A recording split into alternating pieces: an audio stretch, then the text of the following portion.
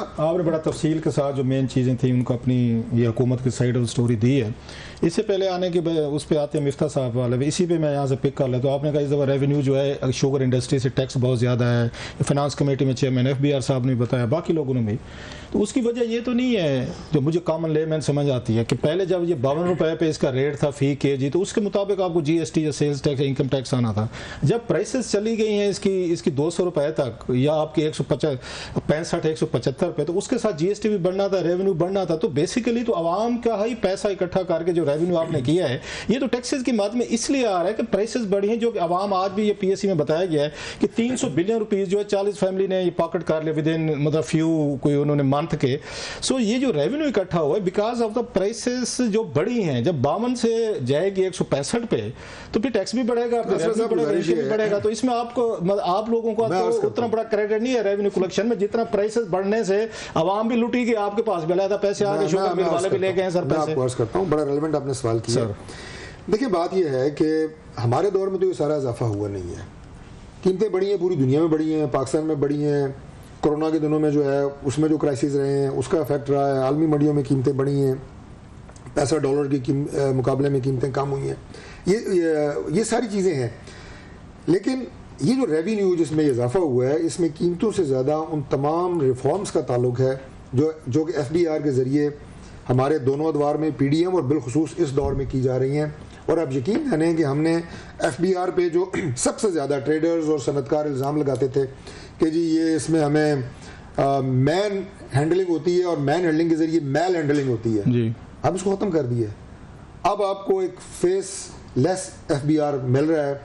और मैं मिसाल के तौर पे अभी हमारा एक और डिपार्टमेंट है ड्रैब, जो मिनिस्ट्री ऑफ हेल्थ का इल्ज़ाम होता था जनाब दवाइयों की रजिस्ट्रेशन, मेडिकल इक्विपमेंट की रजिस्ट्रेशन कम से कम 1.5 से 2 साल लगते थे, और उसमें लोगों को यही शिकायत होती थी कि यहाँ तंग किया जाता है जी, इसमें बड़ी करप्शन है। साल पुरानी बात कर रहा हूँ। अभी प्राइम मिनिस्टर ने 10 दिन पहले एक नए इनिशिएटिव का इफ्तिताह किया है। हमने वो तमाम जो उसमें मैन हैंडलिंग सब खत्म कर दिया है। हर चीज़ जो है वो उसके पोर्टल के ऊपर है, ऑनलाइन आप अप्लाई करें, 20 दिनों में आपको लाइसेंस मिलता है, दवाई का भी और आपकी मेडिकल इक्विपमेंट का। ये एक इनिशिएटिव है। उसी तर्ज पे मैंने एक्सप्लेन इसलिए किया कि शुगर में कौन सी रिफॉर्म हुई है सर? देखिए शुगर में सबसे पहले प्राइसेस बढ़ने के अलावा क्या हुआ है सर यहाँ पे, मतलब व्हाट नहीं, एक तो ये जो रेवेन्यू में कलेक्शन की बात कर रहा हूँ जी, ये जो साल से इसके अंदर जो है इनवॉइस जो है वो गलत जनरेट की जाती थी, इसमें सेल्स टैक्स को छुपाया जाता था। पूरी इंडस्ट्री की मैं आपको बात कर रहा हूँ, कुछ बहुत अच्छे लोग भी थे। अब अगर मैं ये कहूँगे तमाम के तमाम शुगर इंडस्ट्री वालों को मैं वो क्लब कर दूँ तो नहीं, और ये हर इंडस्ट्री में है, वो आपकी ज़राअत है, वो आपकी टेक्सटाइल इंडस्ट्री है, वो आपकी कोई भी किसी का नाम ले लें, पेस्टिसाइड है।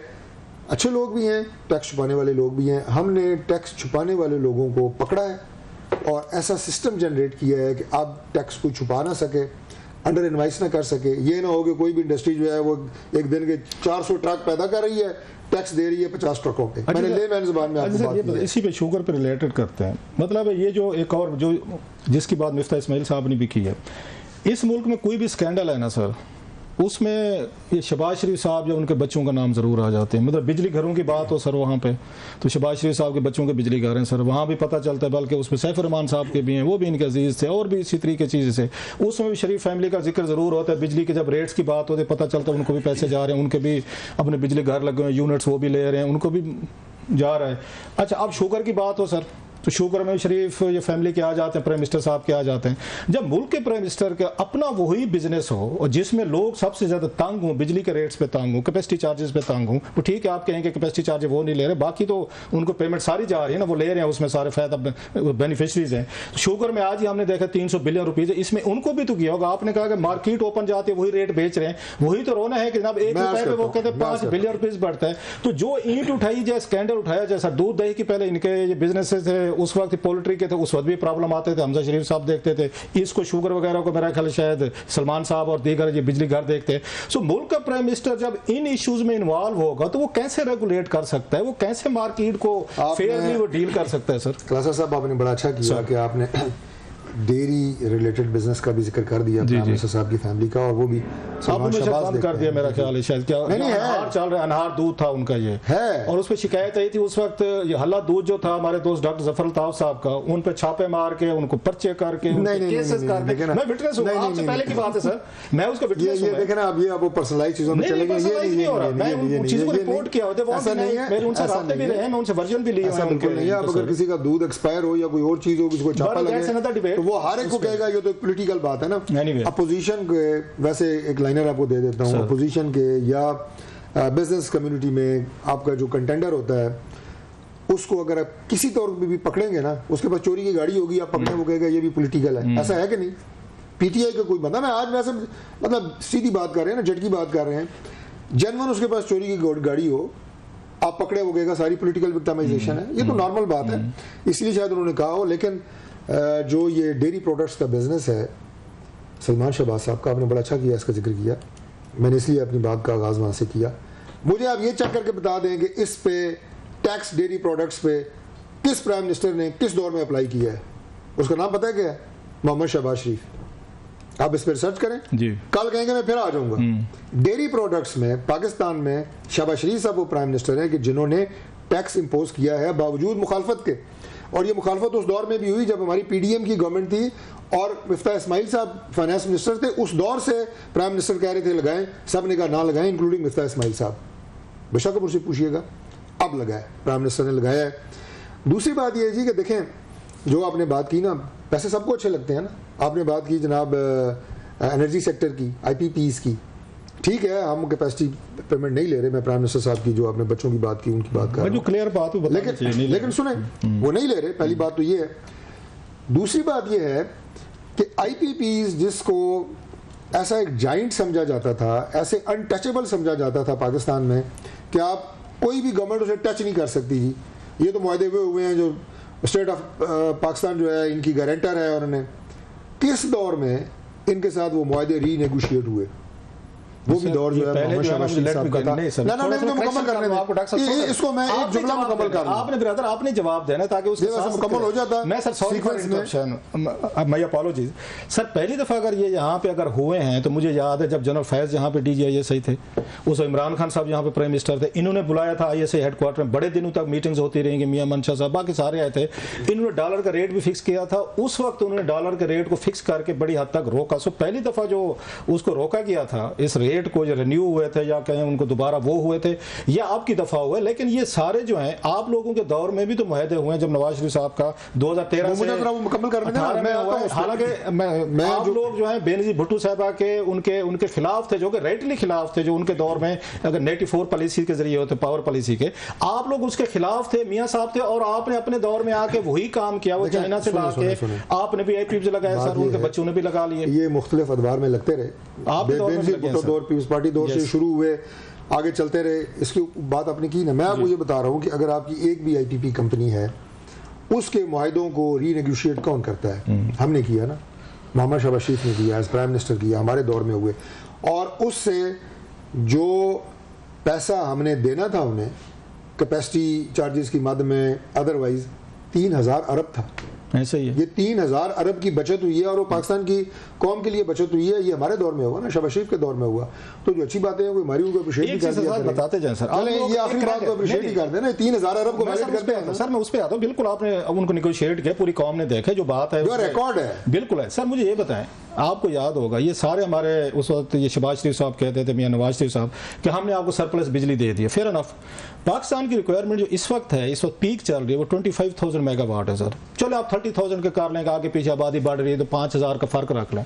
आपने इस मुल्क में 41,000 मेगावाट के आपने सरप्लस लगा दे, 17-18,000 मेगावाट जो यूज भी नहीं हो रहा था। मैं आपको गर्मियों की बात करूं, सर्दियों में नहीं जा रहे, क्योंकि आपने रखे 25,000 मेगावाट की जरूरत है, चलो 5,000 बढ़ा लेते। आपने 41,000 मेगावाट करके उनको कैपेसिटी के उनको चार्जेस 17-18,000 जो है, ये तो मीटिंग में सुनते रहे, 17-18,000 मेगावाट की बिलियंस ऑफ रुपीज की जिनकी आप बात करें, 3-3 हजार अरब थे, तो वो तो आप लोगों ने शुरू किया, आपको तो लगाने नहीं चाहिए ये थे कि हमारे पास 25,000 की है कैपेसिटी, चलो 2-4 लगा लेते। आपने जो एक्स्ट्रा लगाए हैं जिसकी ये पूरी कौम मतलब चीख उठी है और डालरों में उनको कॉन्ट्रैक्ट दिए हैं सर, तो यही काम तो बेनजीर भुट्टो साहब ने डालरों में किया, आप लोग तनकीद की, अभी आपने खुद आपने दौर में दिए सर। अब आके आप उनको छोटे 5-6 हज़ार मेगावाट का जो आपको करंट जाता है, 6 जो है आपके मुआहदे हुए हैं रिवाइज, तो सरप्लस भी तो आपने पैदा करके दी, बिलियंस ऑफ रुपीस आपने उनको दिए सर, जो जरूरत नहीं थी। नहीं, मुख्तलिफ अदवार में ही लगते रहे हैं हमारे एनर्जी के अपना प्रोजेक्ट्स, पावर प्रोजेक्ट्स लगे हैं जी। बहुत सारे ऐसे हैं कि जो इस वक्त, जिनकी आपने IPPs की भी बात की है और ऐसे प्रोजेक्ट्स की बात की है जो कि पावर प्लांट्स हैं जो सिक यूनिट्स हैं, बंद पड़े हैं। ऐसा ही है। हमने अभी उनको तकरीबन 7 या 8, वो मैं प्रिसाइजली भी आपको बता दूंगा, 7 या 8 ऐसे हैं कि जो बंद पड़े हैं लेकिन तनख्वाहें मिल रही हैं और उनके ऊपर आपको पैसे देने पड़ रहे हैं। आई थिंक 5 या 6 अरब रुपया पर ईयर, वो सारे हम सोल्ड आउट कर रहे हैं, सोल्ड आउट हो चुके हैं या इन प्रोसेस हैं। ये डाउन साइजिंग राइट, और उसके अलावा जो प्राइवेटाइजेशन की बात हो रही है, जो इन डिस्कोस के अंदर घपले हो रहे हैं और हर डिस्को नुकसान कर रहा है, उसकी भी प्राइवेटाइजेशन की बात हो रही है। अभी आप देखेंगे हमने PWD हमारा महकमा था, वहाँ पर लुटमार मची हुई थी, बंद कर दी है। यूटिलिटी स्टोर्स, उसके ऊपर प्राइम मिनिस्टर साहब ने कल एक कमेटी तश्कील दी है, मैं भी उसका मेंबर हूँ, राना सनाउल्लाह साहब हैं हमारे मिनिस्टर इंडस्ट्रीज़ हैं, वो उसको ऐड कर रहे हैं, सेक्रेटरी इंडस्ट्रीज़ भी। उन मुलाजमीन ने हड़ताल की हुई है कि ताकि खुश असलूबी से इस मामले को हल करें और वो स्टोर्स बंद हो सकें। 60 से 70 करोड़ रुपया 60 से 70 करोड़ रुपया पर मंथ नुकसान हो रहा है यूटिलिटी स्टोर कॉर्पोरेशन में। तो ये सारी लीकेजेस है सिस्टम के भाई, लेकिन सर आप इसको अप्रिशिएट किया करें प्रोग्रामों में बैठ के, आप इसलिए जिधर चोरी है, जिधर लीकेजेस है, हम उसको बंद कर रहे हैं। आपसे इसलिए रिक्वेस्ट की कि आप आके चीजें बताएं ताकि कौम अप्रिशिएट करे, अगर वो आपकी बातों से कन्विंस होते हैं। I hope they get convinced. Sir ये नहीं, ये तो रिकॉर्ड पे है ना, ये तो आप इसको डिनाई कर नहीं सकते, और आप माशाल्लाह हर चीज के अंदर पूरी तरह मौजूद होते हैं। बताया ना कि 70 करोड़ 70 आपके नुकसान हो तो बिल्कुल हो होंगे। अभी लास्ट मंथ 60 से 70 करोड़ लास्ट मुनाफा जो है वो 10 करोड़ है जी जी महीने का, यूटिलिटी स्टोर्स का नुकसान जो है वो 60 से 70 करोड़ है। बिल्कुल सर, मान लिया सर, उनकी सिर्फ तनख्वाहें 50 अरब से ज्यादा है। हमारे जो मुलाजमीन, यही हमने IPPs में हम ये रोना रोते थे कि 17,000 मेगावाट के मुफ्त में घर बैठे बिजली यूज नहीं हो रही। 3,000 अरब बचा दिया। आप इतना सारा कुछ देने के बाद एक झटका मारा है ना, टुनकी लगाई है ना, 3,000 बच गए। अच्छा सर, एक अगले साल और लगा देंगे, 3,000 और आपको बचा देंगे। वो भी IMF की काफी सख्त रिक्वायरमेंट थी, ये भी बहुत बड़ा चैलेंज था। अगर आवाम बच गई बिजली के बिल देने तक उस अगले साल तक। खैर सब मेरा एक आवाम को जो भी रिलीफ मिल रहा है, जो बिजली की कीमतों में कमी आ रही है, पेट्रोल के चले जो कि अभी अल्हम्दुलिल्लाह हमने घरेलू सार्फिन, कमर्शियल जो हमारे सार्फिन हैं, उनके लिए बिजली की कीमतों में कमी की है और आगे मजीद आएगी। एक और ज्यादती जो आप लोगों की हुकूमत ने, आप भी मान लेना, आप कह रहे हैं कि हमने रिलीफ दिया, थोड़ी सी आप भी माने। ये तय हुआ था जब डीरेगुलेट की थी, शौकत अजीज साहब ने आके यहाँ पे पंगे शुरू किए थे कि इस मुल्क में डीरेगुलेट करेंगे, मार्केट इकानमी होगी, जो इंटरनेशनल मार्केट रेट होगा, इसके रेट ऊपर जाएंगे तो आपको ज्यादा बिल देना पड़ेगा, इसका पेट्रोल डीजल का कम होगा तो आपको देंगे। ये पहली दफा हमने देखा है सर कि इंटरनेशनल मार्केट में डीजल ऑयल की कीमतें कम हुई सर, और शहबाज शरीफ साहब ने ये कहे कि उसका रेट कम नहीं किया कि हमने बलूचिस्तान में सड़कें बनानी है। चले लोग मान के एक्सप्लॉयटेशन होगी, इमोशनली तौर पर भी हटाया जाए, ठीक है। अभी फिर दोबारा सर ये खुर्दनी तेल, उसकी कीमतें दुनिया भर में 24% सर वहां पे कम हुई है। आप लोगों ने यहाँ पे आपने देखा भी ECC में भी ये मैटर किया था, उन्होंने 4.5% बढ़ा के कीमत इस वक्त तकरीबन 30% उन्होंने बढ़ा दी। जब रेट ऊपर जाते हैं तो आप कीमतें बढ़ा देते हैं, रेगुलेशन भी हम नहीं कर रहे। जब रेट कम जाते हैं तो लोगों को फिर आप आके बलूचिस्तान दिखा देते हैं कि नहीं जनाब हम तो रिलीफ नहीं देंगे आपको, तो where should people go then?